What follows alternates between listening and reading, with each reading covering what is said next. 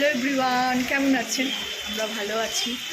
আজকে শনিবার, সকাল থেকে মিটিং ছিল, তারপরে তো একটু চা টা খাওয়া হলো, তারপরে রান্নার কাজে এসেছি।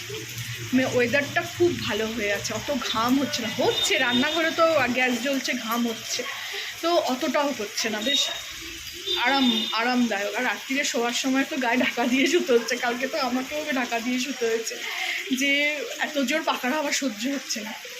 তো ওয়েদারটা খুব ভালো, খুব স্যাটিসফাইড। এইরকমই দেখুন, আমার চশমা ভেপে যাচ্ছে। তো এইরকমই হায়দ্রাবাদের ওয়েদার আমরা দেখেছি গতবার। তো গরমে কষ্ট পাবো না বলুন, আর পেলে আপনাদের সঙ্গেই শেয়ার করি। তো চলুন আজকে কি রান্না করছি দেখাই। আজকে করছি খিচুড়ি। এই যে চাল ডালটা এদিকে ফুটছে, কুকারে দিয়েছি, কারণ আমার তো কোনো বড় হাঁড়ি নেই কিংবা বড় পাতিলাও নেই। তো এদিকে কুকারে দিয়েছি, কুকারে সিটি মারবো না, কুকারটা শুধু লম্বা বড় বলে ওতে ফোটাচ্ছি, সেদ্ধ করছি।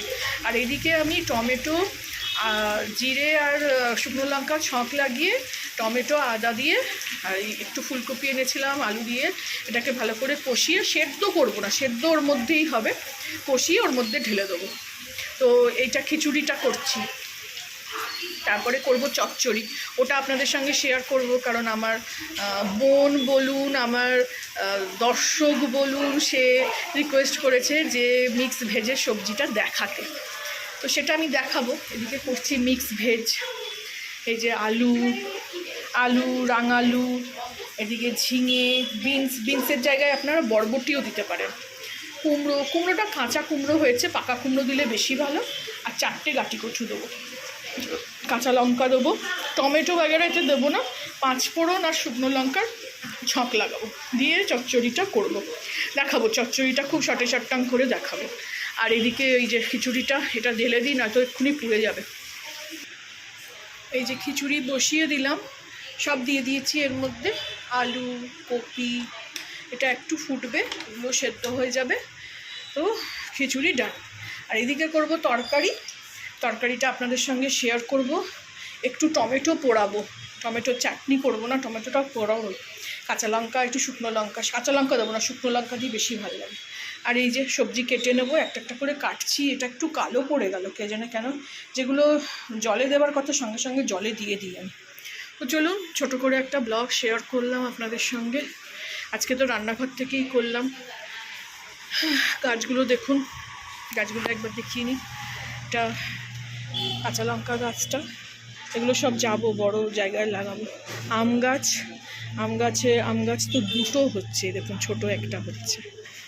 এটা জানি না লাউ গাছ না কি গাছ, বুঝতে পারছি না, উপরেই উঠেই যাচ্ছে। এটা রাঙালু গাছটা, এই রাঙালু গাছের শাক খেতে নাকি খুব ভাল লাগে।